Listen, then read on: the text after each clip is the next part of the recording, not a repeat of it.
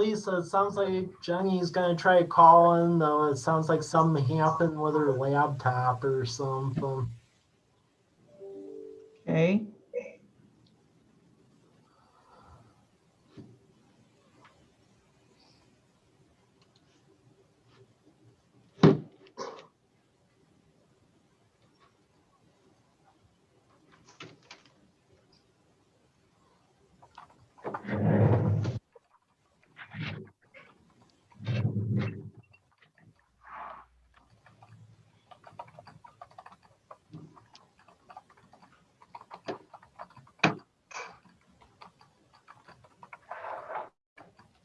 So Kelly, you're going to be chairing the meeting tonight as vice chair.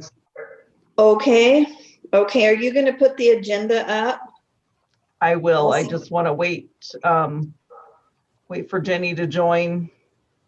Because we don't have a quorum until we get her going. Gotcha.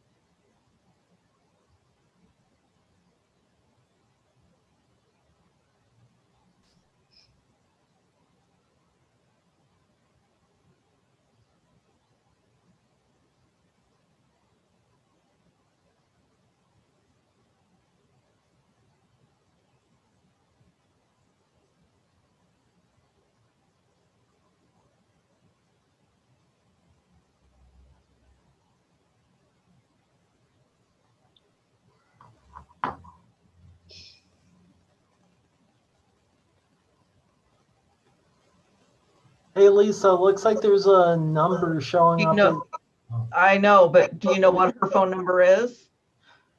1 minute, I can pull up.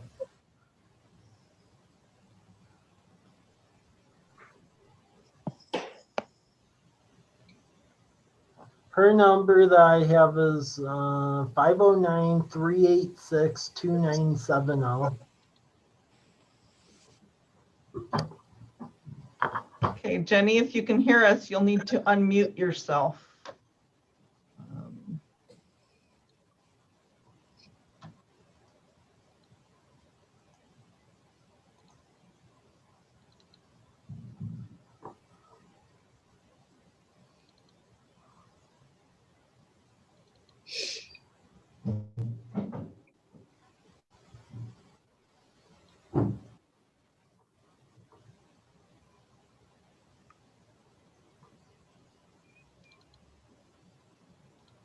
Oh, I got a text message where it says Heather.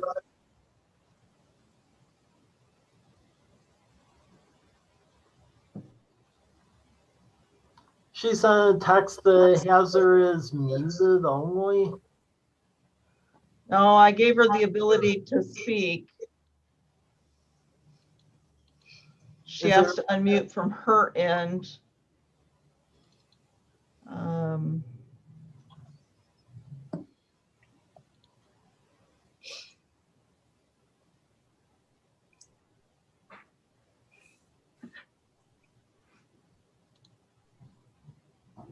Oh, she just left.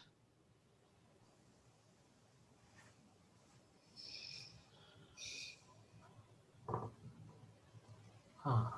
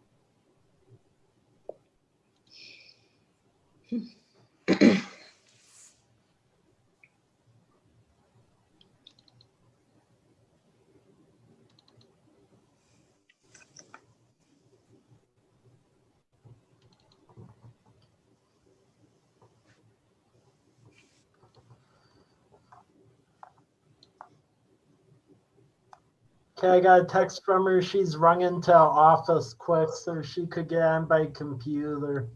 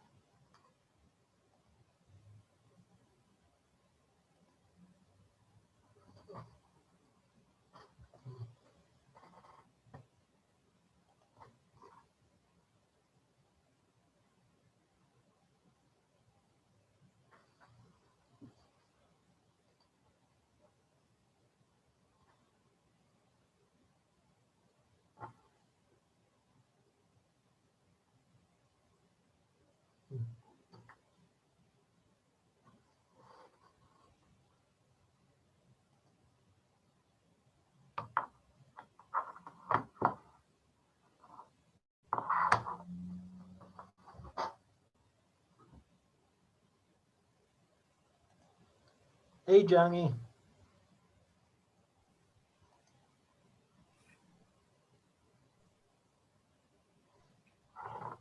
Sorry, I had an emergency with real estate. I was closing up and then I forgot my laptop was here, so.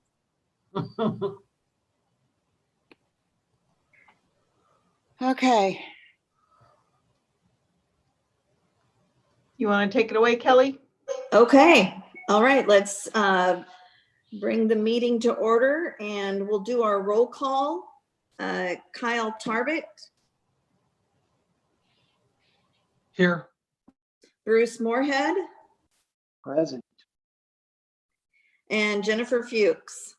yes, All right, let's move on ahead and let's approve our minutes and our agenda for June 7th and our minutes from May 3. Do I have a motion to approve those minutes?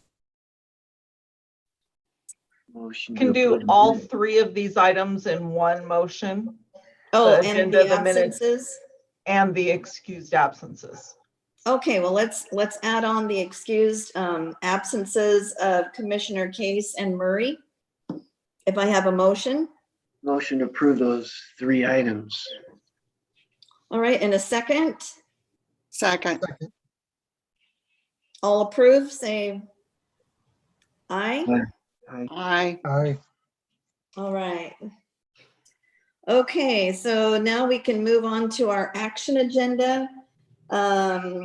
Beginning with our transportation improvement plan by Mike. Hey, thank you.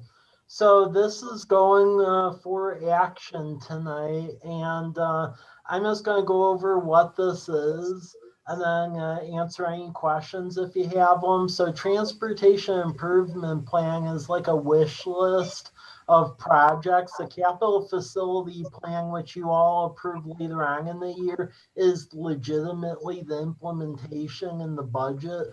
But in order to get grants, you actually have to have an adopted transportation improvement plan. Otherwise, your projects are disbarred from receiving grant funds.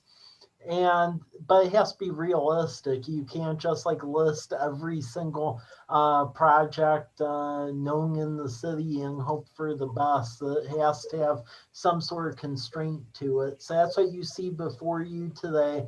So I'll just go over the most like recent ones that we want to see. So there's 3 allocations of this. You have your typical transportation improvement plan, which is roadway reconstruction, and then it's divvied up by year or 10-year or long range. For first element, the ones that we're hoping for is to do some minor improvements with some signage around C and Myris Road.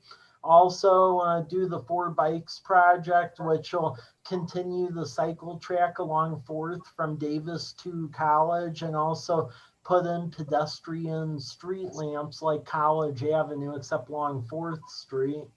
2022 would be to try ushering a safer pedestrian crossing in front of the post office. So try to put in some sort of warning mechanism there.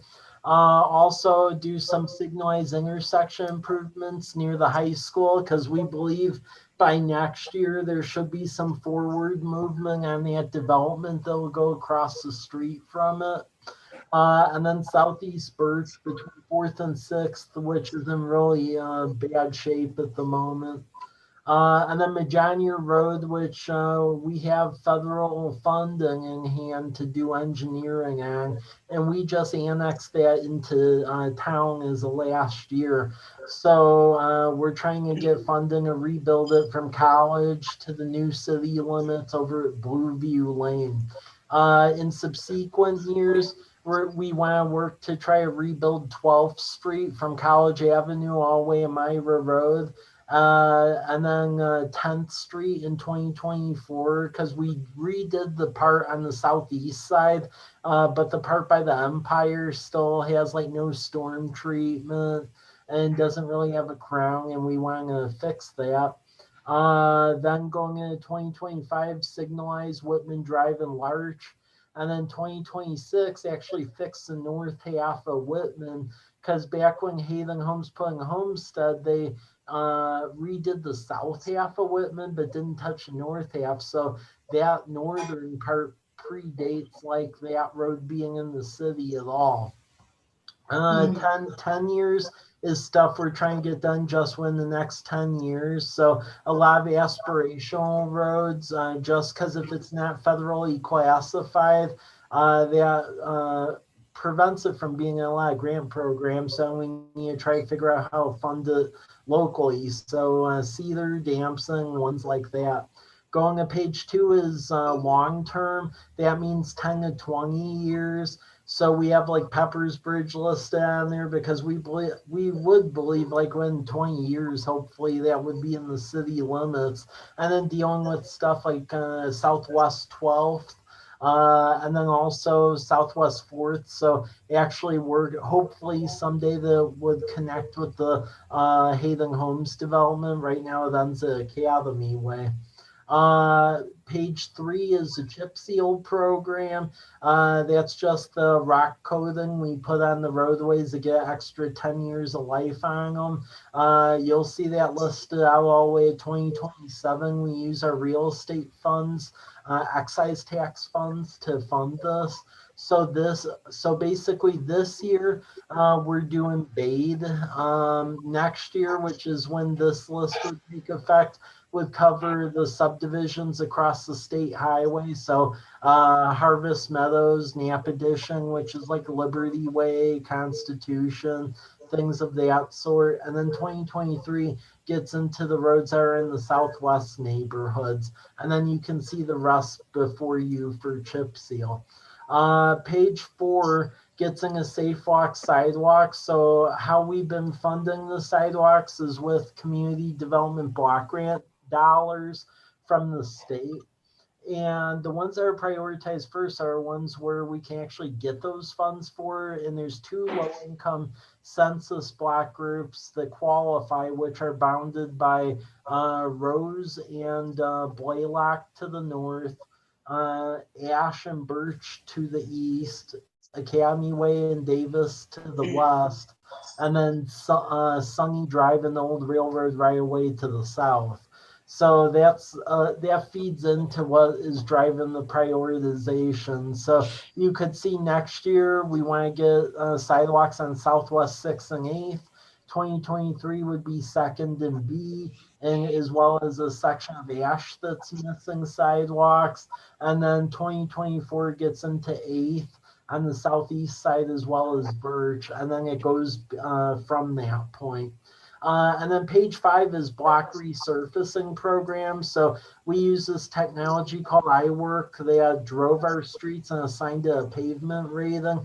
And for roads that have the worst pavement rating, we would do resurfacing, which is us putting a new layer of asphalt on top of it to try to keep it good for the next like 10 years or so. So as you can see, 2022 would be Mockingbird, then it goes to Cother in 2023, and then you can see the listing in subsequent years on those other ones. And then on this agenda packet, you'll see a map that just goes over all of the projects so you can identify the geospatial reference, all of them. But with that, that's what the tip is. So it's before you because looking for a recommendation from this commission because this will go to council ultimately for approval tomorrow night. Okay, that sounds good. Do we have any questions or comments? Yeah, I have a question. The really thorough proposal, Mike. I think it looks really good. I'm wondering what happens if, a project that's slated for 3 or 4 years down the road, If there's something that causes damage, that would mean it needs to jump up in priority. What are there emergency funds that are utilized for that, or do other projects get bumped lower on the priority list? I would say other projects get bumped lower. I mean, that's the thing. This is more of a wish list document. It isn't really slating the ultimate prioritization, unlike the capital facility plan, which goes before you November of each year, and that's more of a concrete document. This document merely allows us to go after state and federal grant funding. Okay. All right. Any other comments or questions?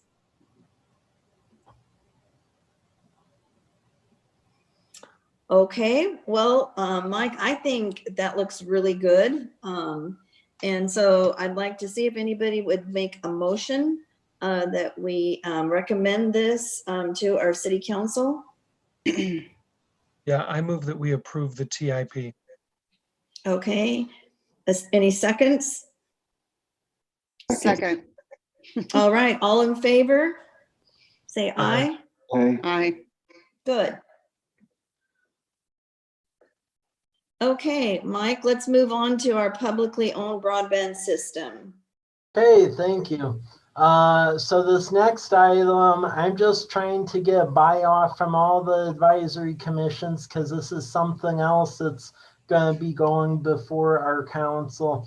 I'm sure you all experience it within your vocations or at least at your homes, but the internet in the city and the surrounding areas is very spotty at best. I mean, Yeah. Some areas have really good internet, some areas have really horrible internet. And really, in order to continue with our economic efforts, and to get more businesses in here and people in general, we need to have reliable internet pretty much across the board. So one of the things that the port did is they facilitated getting a grant to do a broadband study, which was just a feasibility study of what would it look like if the public sector were to take on the investment of putting in the dark fiber rungs around the community and then it get leased out to the public, to the private sector. Such a framework has been done in Whitman County and several eastern Washington counties. The study did find that, like pretty much I alluded to, there are significant areas of town here in the valley and Walla Walla and all over the place where there's pockets that do not have reliable internet. So based on the American Rescue Plan, and then there's an upcoming infrastructure bill moving on the federal level, and some of the American Rescue Plan money went to the FCC, which is doing a big grant proposal later this summer. They're basically giving a bunch of free grant money to build out publicly owned, privately leased broadband systems. So what we want to do is we want to tag team with, where the Port of Walla Walla, in essence, would act as the lead, but our partners would be both of the public school districts, City of Walla Walla, the county, Walla Walla University's on board with this, and I know my counterpart in Walla Walla is working with Whitman College, where we would pursue these said grant funds to try to build out this public system. Now, just to talk about what that would be in College Place, so the estimated cost to do a publicly owned system in College Place would be about $4 million. The grants that are coming out now from the FCC, the state, and a bunch of other sources have it where, because we're an impoverished community, many of these grant sources will cover up to 90% of the cost. So that would put the amount of grant funds we could get at about 3.6 million, which would leave a gap of about 400,000. through preliminary discussions, through emergency money the city's getting from the federal government, as well as our public school district, Walla Walla University, and the other partners I mentioned. I believe if we do get these grant funds, we would be able to come up with the local match. So it's just a project of this size and scope. I'm trying to make sure everyone's on board with this, since in order to get said grants is quite a bit of work. So as you can see, this went through Utilities and Transportation and the Youth Commission, and they approved it. So basically, I'm just trying to get a motion to make sure EdTech is fully on board with this. Because then I'm ultimately going to get the buy-off from City Council and then aggressively work with our partners to pursue said funds. Okay, do we have any comments or questions on this? All right, well, Mike, I think it's a great idea. Personally, with my business and our home, we could definitely use this. So I'd like to see if there's anybody that is willing to make a motion to recommend pursuing this broadband system to lease to private providers.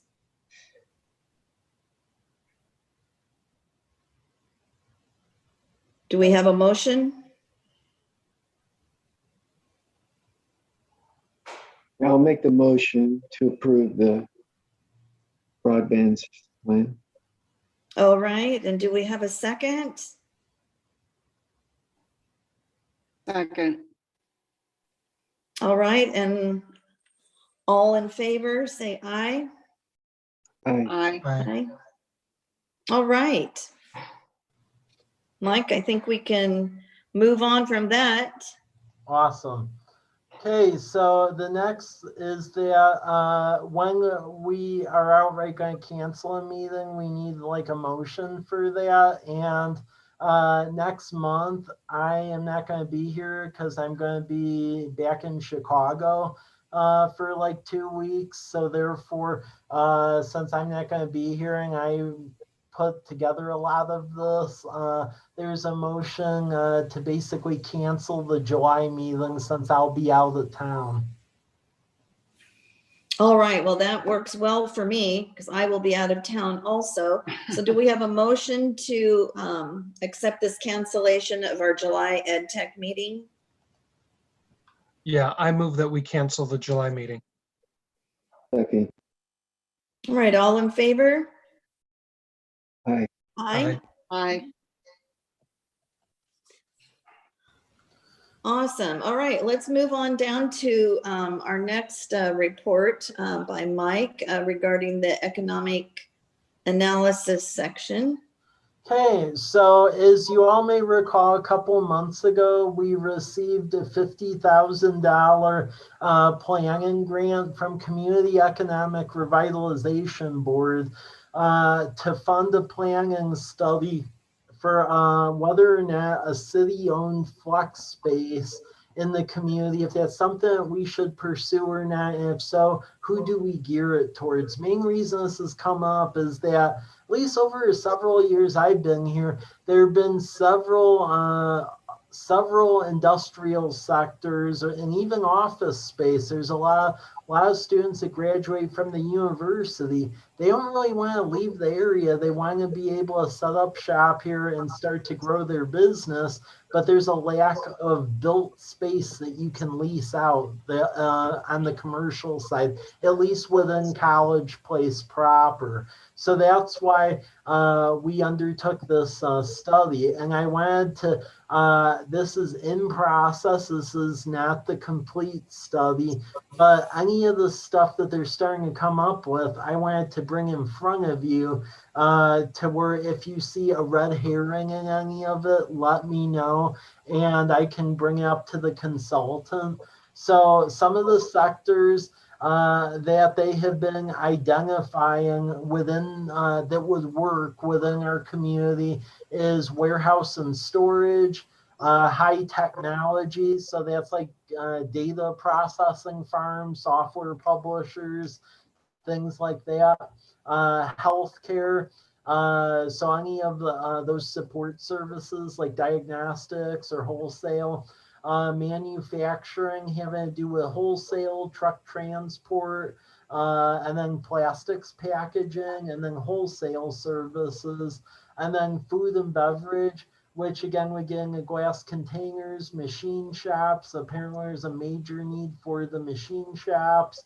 And then even some of the support stuff, services for fruit farming, and then breweries and the like. So these are some of the things where our local economy supports extension within those markets. And then that economic analysis document just starts to dabble into essentially for each of those target industries, how much it would contribute to our gross revenue product, the annual wage it would yield, and then jobs it would yield as well as the sites we're considering. And to mention that, keep in mind when this study was authored, there's very limited industrial property in town here. So the three that basically would be at play is there's the far western end of the property where Martin Airfield's at. So the far west end past the runway is owned by Mr. Corliss, and it's vacant at the moment. And then the other properties is that you have the Guglielmelli property, and those maps you can see on page 5. And Guglielmelli owns quite a bit of property off of Rose Street in Damson, which can accommodate this use. And then option 3 is actually off of College Avenue in Cedar Bend near the high school. And that's been owned by the Rural Library District for a number of years and has just been sitting idle at the moment. And it has been sitting idle for some time. So you can see the draft, and I would say they're only about a quarter of the way through putting this report together. But I just wanted to open it up. If anyone has any comments or if anyone sees anything wrong so far with it.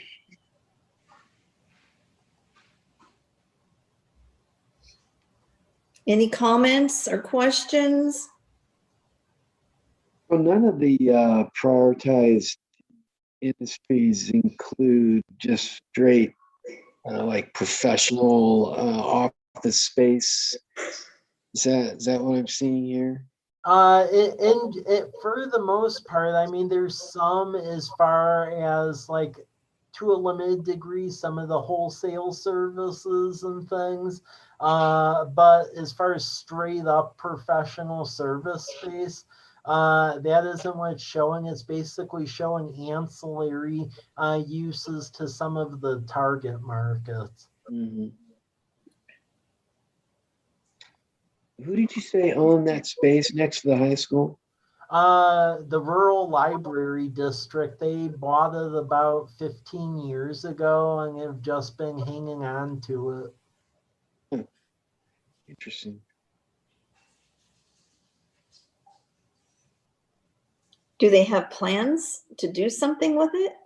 Well, they've mentioned over a number of years that eventually they would like to build the headquarters of their library over there, but that has been I mean, now that we're in the library district and we've been for the last 2 years, there may be some credence behind that, but to also be fair, they've said that for the last 15 years as well. So who really knows?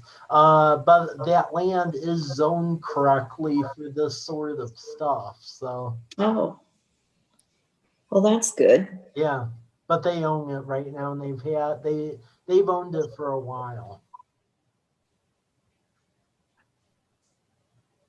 So what's the next step then? Well, the next step is just that if you all don't see issues with this, they're going to start analyzing these sites from an infrastructure availability perspective. So what is like the highest amount of power, natural gas, sewer, water service available, and essentially for each of those sites, which one of these best fits that, and then they'll come back to us with that listing. And then we'll basically have a discussion at that juncture from an implementation piece of, do we agree with all of that information that they've identified? And then based on the total package of everything, is this something we should pursue? Get the city getting into this front, essentially developing space that essentially could be leased out to a private sector. We decided to pursue this initiative because, keep in mind, the Port of Walla Walla has vacant spacing industrial sites in every community, even in unincorporated areas in the county, except College Place. We're the only city not covered at all by them from a leasable space perspective.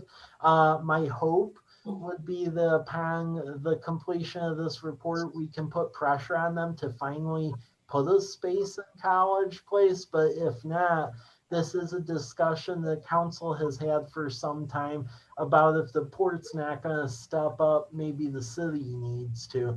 But all is going to be based on everything identified as the study progresses. I see.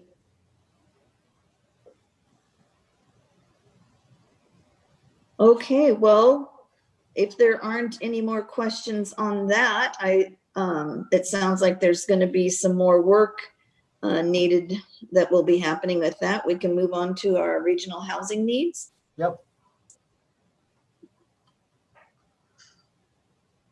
So this regional housing needs, I want to make sure you were all aware of this. If you all have a deep interest in this, there is actually a joint planning commission meeting that you can view as an attendee only tonight at 7 p.m. Otherwise, I'll just report whatever was discussed at the next meeting in August. I mentioned this some time ago, but all the cities in the general Walla Walla Valley received a planning grant from State Department of Commerce to do a regional housing needs assessment. So basically, where are the gaps, and then what to do about it. It's no surprise. I mean, I chaired the Council on Housing, and a big part of what they found, if you go to page 6, which I think definitely alludes to quite some illuminating things, is that within the defined urban growth areas that the county has set forth for us, it's basically undersized. So for instance, in College Place, they did a 20-year projection, and they said that for us to accommodate the future growth, really, we need to have enough space for 747 dwelling units. And with the existing UGA capacity, even if you were to develop highest and best use with infill, which I've argued for a long time wouldn't happen, just because that would be based on a premise of telling people to go put more density on their property in the interior of town. We could only do 345 units. So College Place is woefully undersized, and that's part of what's leading to the high cost of everything. Walla Walla has the same issue, although I would say not as pronounced, but still same thing where it's undersized. And then as you go further on into the report, it basically provides an overview of what each of the cities have done. Because here in College Place, we've tried to create a more flexible single family zoning district, reduce lot sizes, even try to increase the amount of short plats, like the amount of parcels you could get out of a short plat.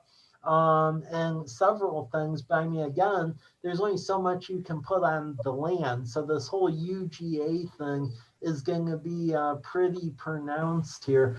And then as you go to page 16, it provides an overview of just the general housing market, the median income trends, And then page 17 goes into essentially the dividing marks between the various income levels in the valley.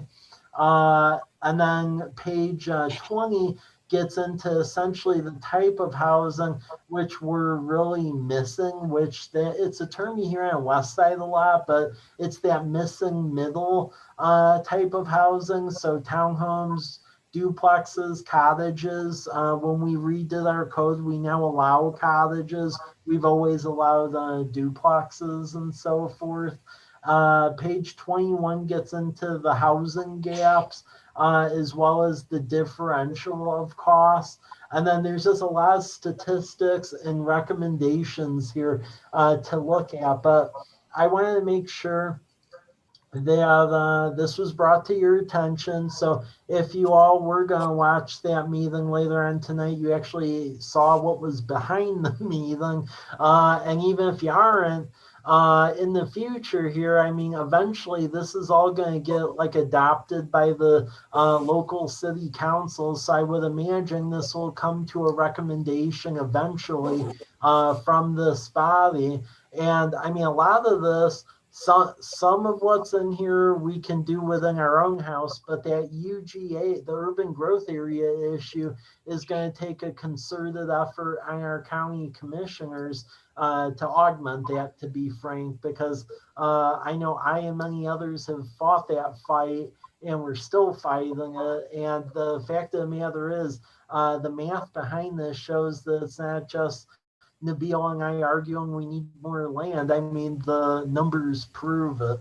So definitely read this, take a look at it. We'll discuss it further at length at a future meeting. I'm here for ancillary questions now if you have them, but I felt this was very important to get in front of you all early.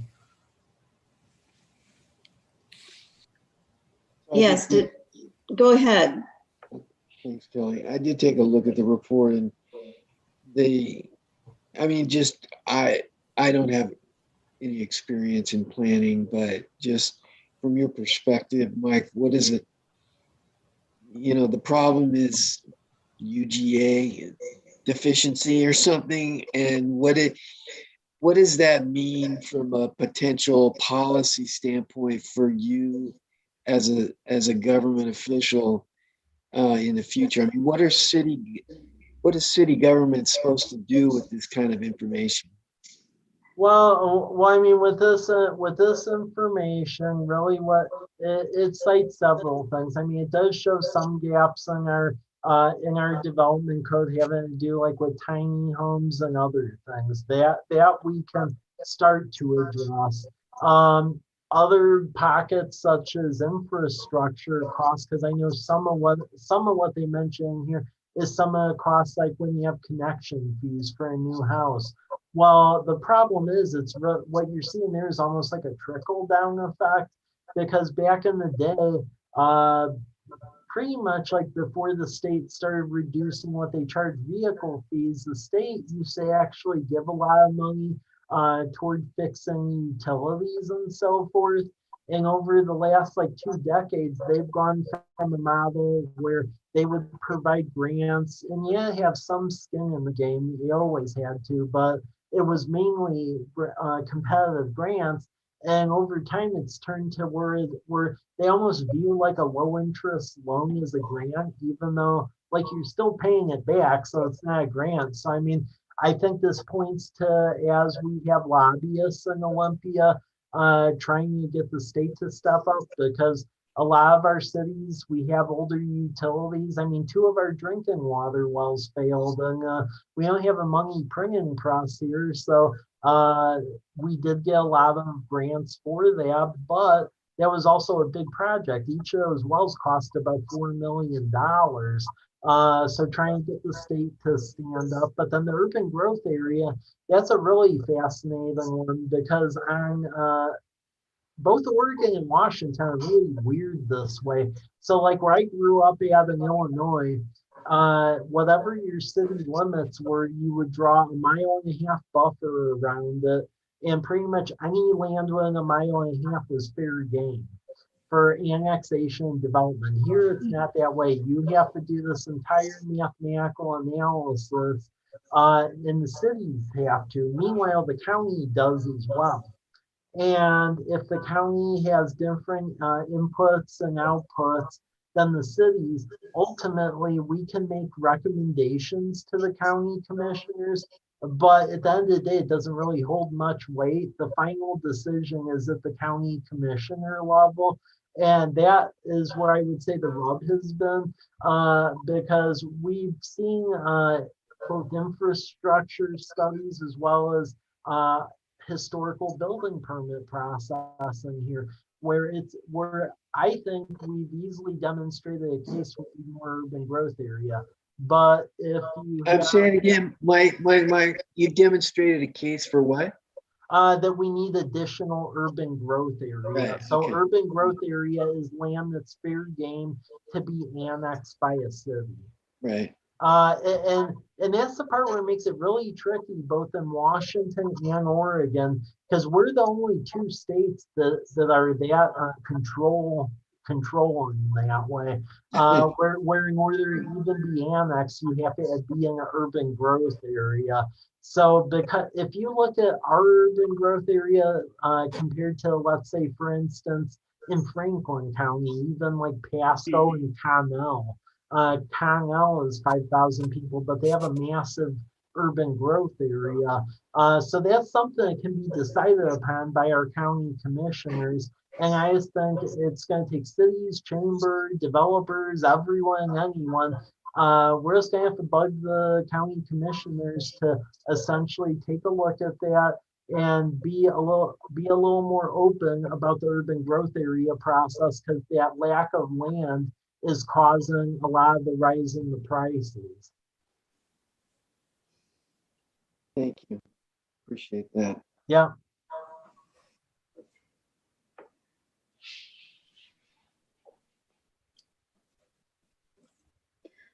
Okay, well, if there aren't any more comments or questions on that, let's move on to our strategic plan survey. Mike? Yep. So as you all know, every other year we do a strategic plan survey just to gain where everyone is at.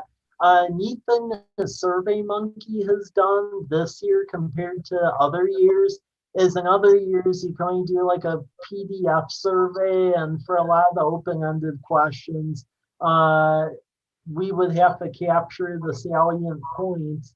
But you as advisory commissions really couldn't look at each comment. Well, they've now made dashboards now, which is the hyperlink in your board docs where you can look at people's comments.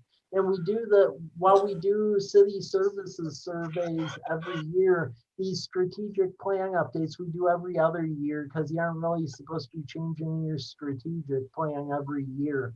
So the first couple are dealing with mission statement and values, and as you can see on both, we had well over 90%, and we have about 112 respondents, which is a little less than last year, but it's more than the past one before that. And then as far as greatest concerns, a lot of what you'll see in there deals with streets and growth. So being very careful and strategic about growth, but at the same time that, you know, we need land for growth.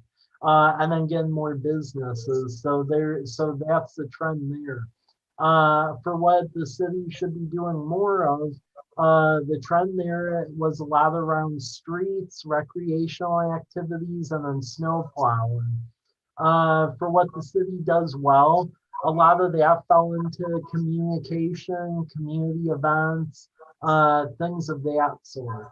For what the city needs to improve on, a lot of that kept popping up was just getting more businesses, the streets, the snow removal was a big trend there.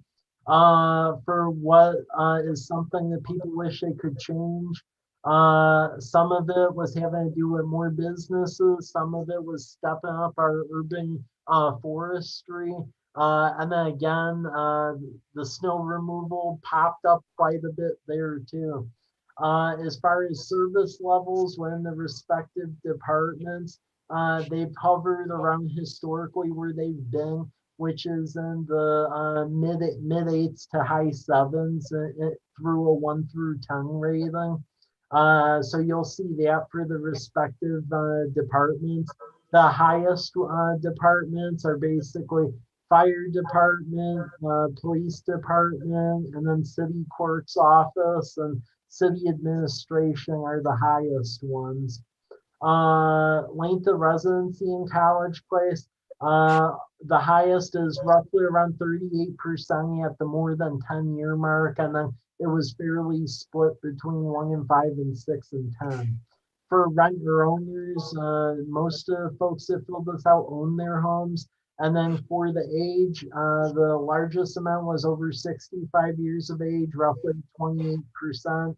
And then past that, it was basically an equal deviation between 25 and 34, 35 and 44, 45, 54, and 55 and 64. So that just gives you a little synopsis of what the survey yielded. So any questions or comments or thoughts? Well, that's really interesting to me, looking at all of that. And I think that says a lot for our city, our police and our fire department and our city offices too. The positive thoughts there on them.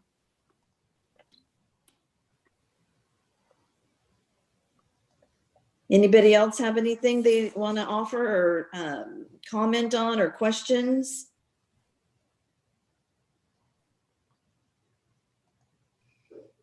All right, then should we move on to our farmers market and community events by Lisa?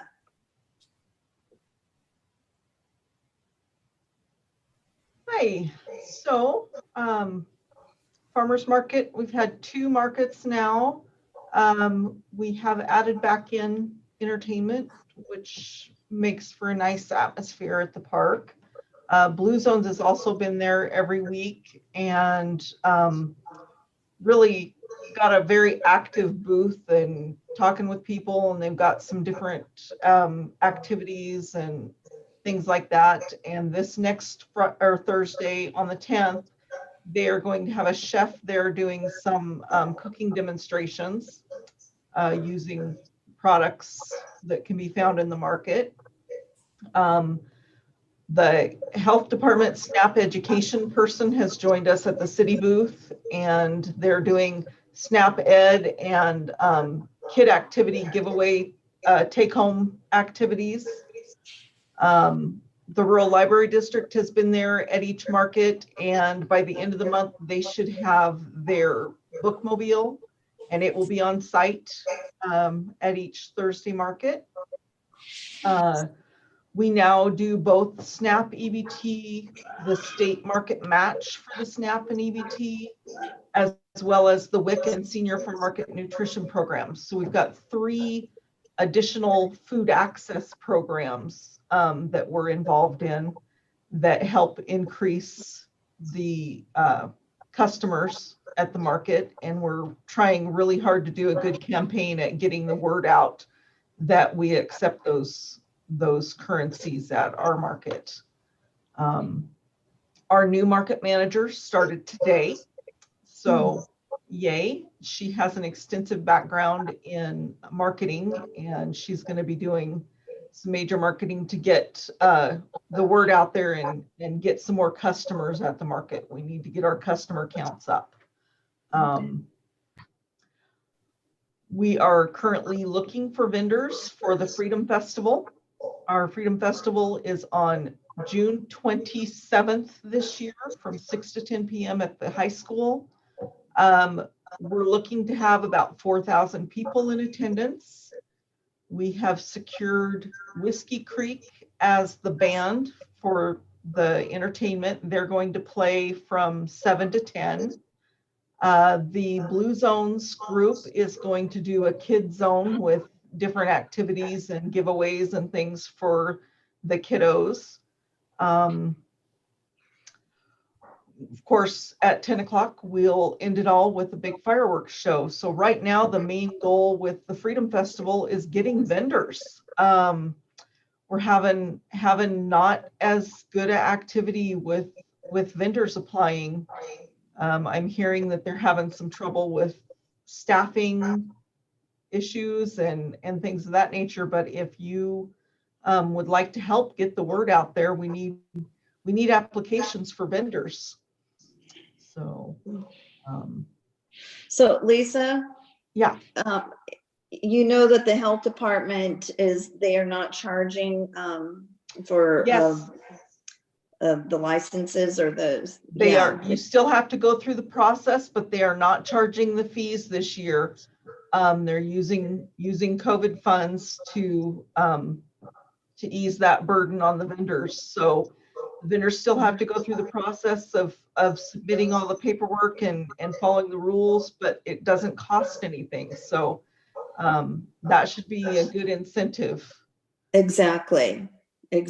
Now, are we going to be in the same location as what we have been in previous years? It's going to be very similar. It's going to be spread out just a little bit more. And then we have access to more of the field areas. So Okay. the inside track at the stadium will be used, and then part of the baseball fields will be used as well. So we'll be able to accommodate more people in a spaced out area. Gotcha. Okay. Will we have to have the people spaced out and marked out in lines that at the different booths, or is that going to be an issue?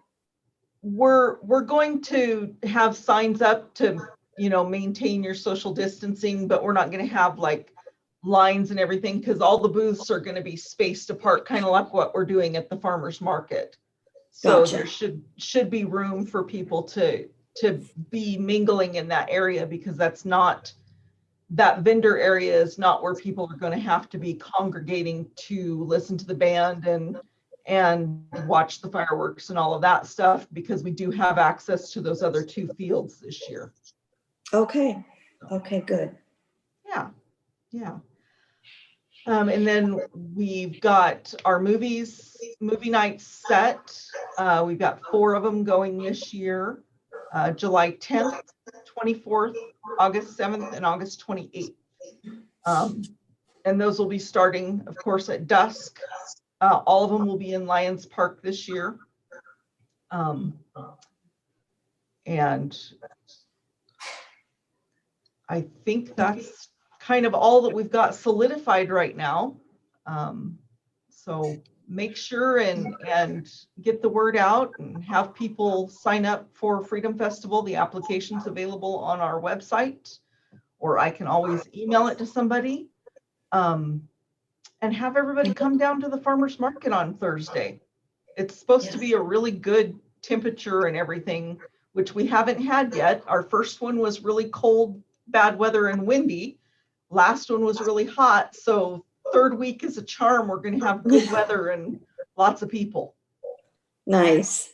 Well, it sounds great, and I hope everybody will support this, and you guys have done a great job of planning this. All right, are there any other questions regarding our Freedom Festival or our farmers market or movies in the park? Thanks, Lisa.